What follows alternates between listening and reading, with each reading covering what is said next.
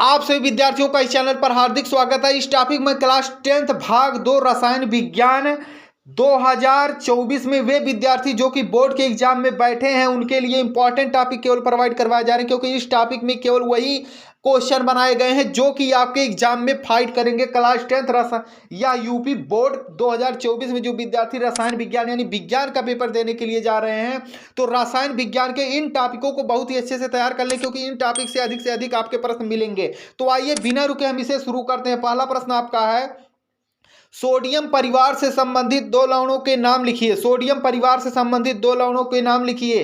दुर्बल अम्ल क्या है, दो उदाहरण दीजिए। अयस्क किसे कहते हैं, दो असंतृप्त हाइड्रोकार्बनों के नाम व सूत्र लिखिए।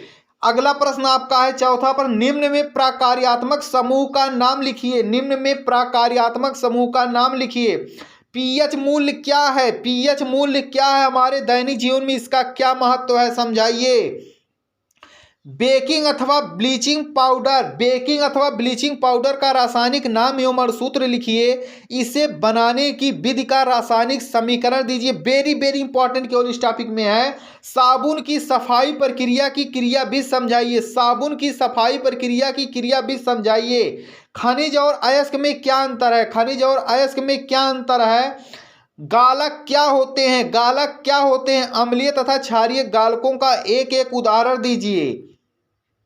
अगला आपका प्रश्न है, सल्फ्यूरिक अम्ल में जिंक डालने पर हाइड्रोजन गैस मुक्त होती है परंतु सिल्वर डालने पर नहीं होती, कारण बताइए। उपरोक्त अपक्रिया को समीकरण द्वारा व्यक्त कीजिए। इंपॉर्टेंट क्वेश्चन है। संतृप्त तथा असंतृप्त हाइड्रोकार्बनों से आप क्या समझते हैं, उदाहरण द्वारा स्पष्ट कीजिए। संतृप्त तथा असंतृप्त हाइड्रोकार्बनों से आप क्या समझते हैं, उदाहरण द्वारा स्पष्ट कीजिए। ब्लीचिंग पाउडर या विरंजक चूर्ण की निर्माण विधि लिखिए।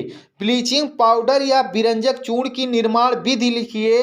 अगला आपका प्रश्न है, धामन सोडा बनाने की रासायनिक समीकरण दीजिए। धामन सोडा बनाने का रासायनिक समीकरण लिखिए तथा इसका उपयोग भी लिखिए। अगला है, टिप्पणी लिखना। इन चारों में से दो प्रश्न प्रत्येक वर्ष पूछे जाते हैं।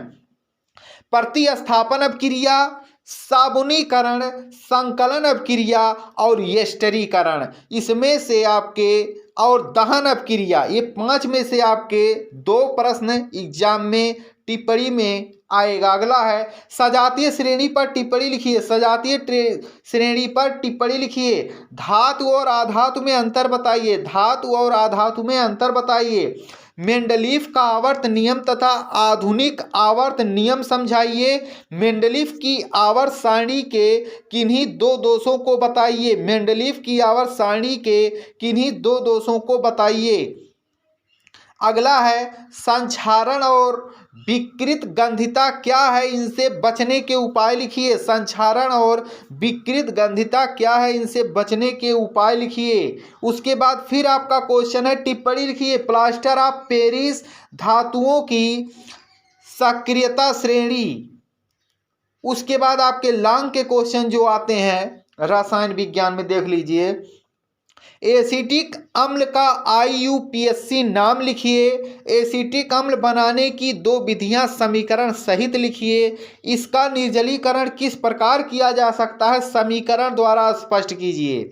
दूसरा आपका प्रश्न है, एथिल एल्कोहल बनाने की एक विधि का रासायनिक समीकरण देते हुए वर्णन कीजिए तथा निम्न के 7 अपक्रिया का रासायनिक समीकरण दीजिए। तो यह आपके सामने दिए गए हैं, इसको आप अच्छे से हल कीजिए।